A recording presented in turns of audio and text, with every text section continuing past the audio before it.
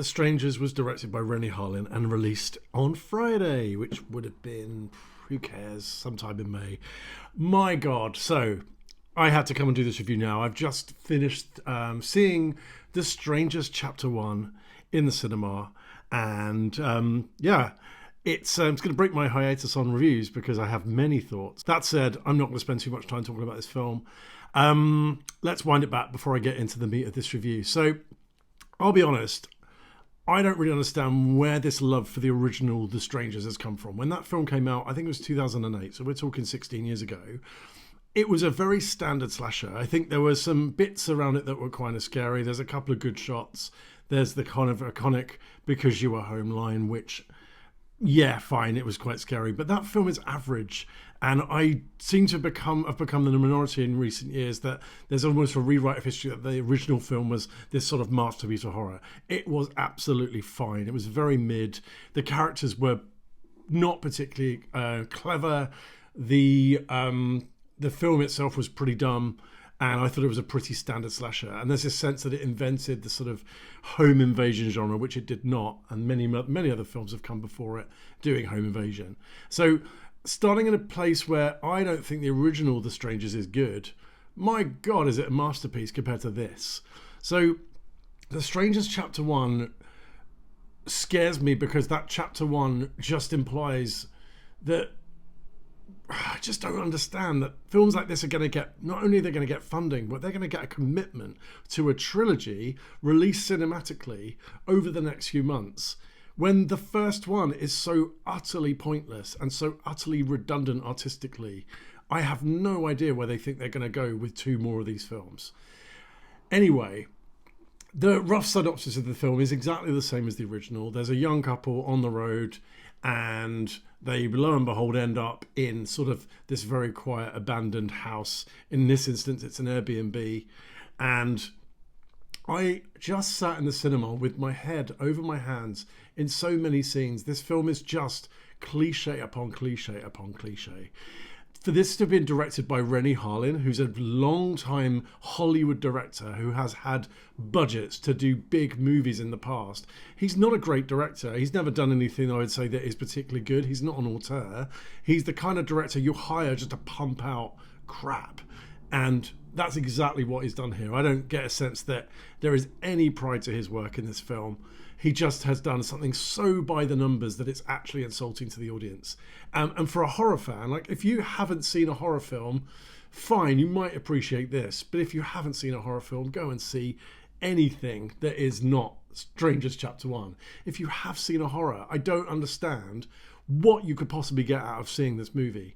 It's not even good enough to be a Goosebumps film. Like it's almost like this was made for like 11-year-olds who are seeing their first horror film. And again, it's violent enough that I'm like, go and see something good, because there's lots of good horror, both in the archives and in the cinemas at the moment. There's loads of really good independent horror. And yet we're given this studio fodder. So, as I said, the plot is a couple end up in a house being terrorized by these three strangers.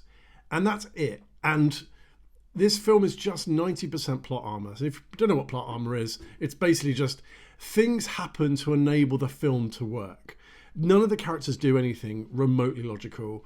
The main characters are stupid. The killers have this weird sense of like almost supernatural ability to know everything. They know exactly where the couple are at all times. They manage to position themselves in places where they'll just be there at the right time, and there's just no peril because they're just superhuman. And as for the two main characters, it's like they'll just run from safe haven to the next safe haven and keep moving and keep making noises. I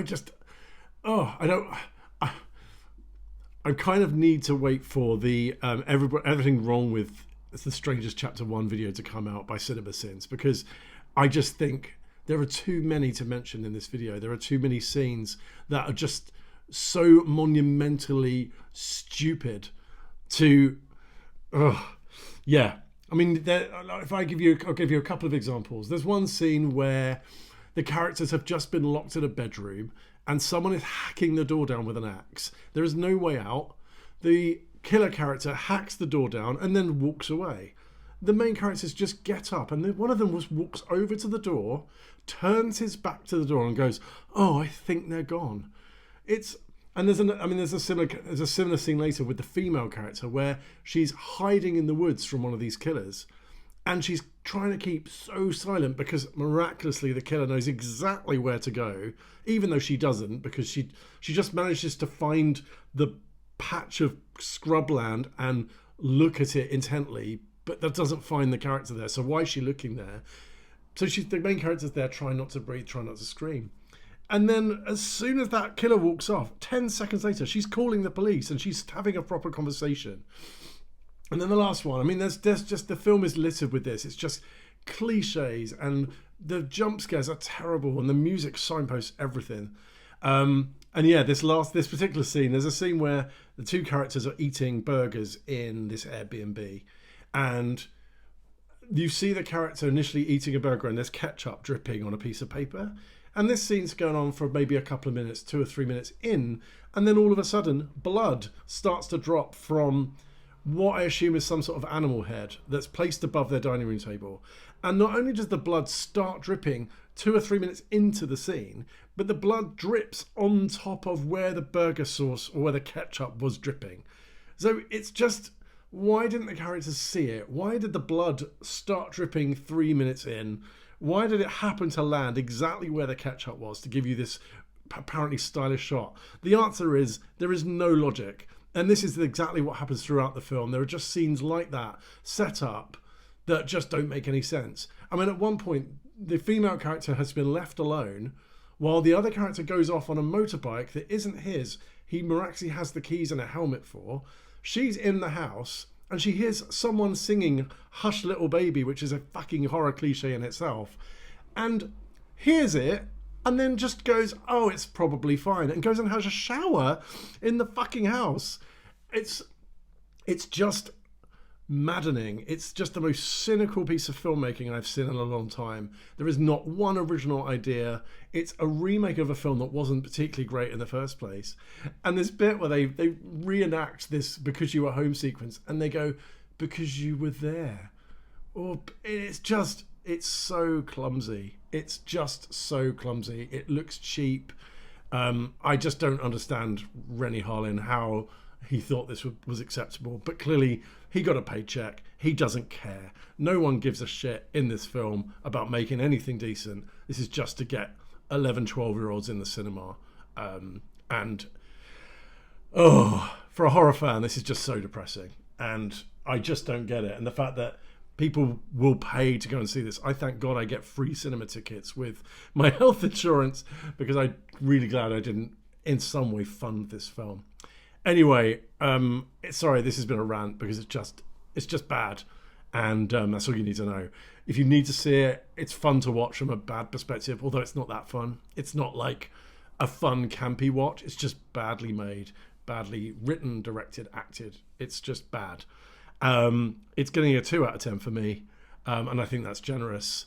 But absolutely wait for streaming. And I've seen some awesome films in the last week. So I saw Love Lies Bleeding last week, which was just so creative and had awesome performances. And there will be people on the internet saying that it's the worst film ever because it has interesting storytelling devices and it has a slightly out there kind of sensibility.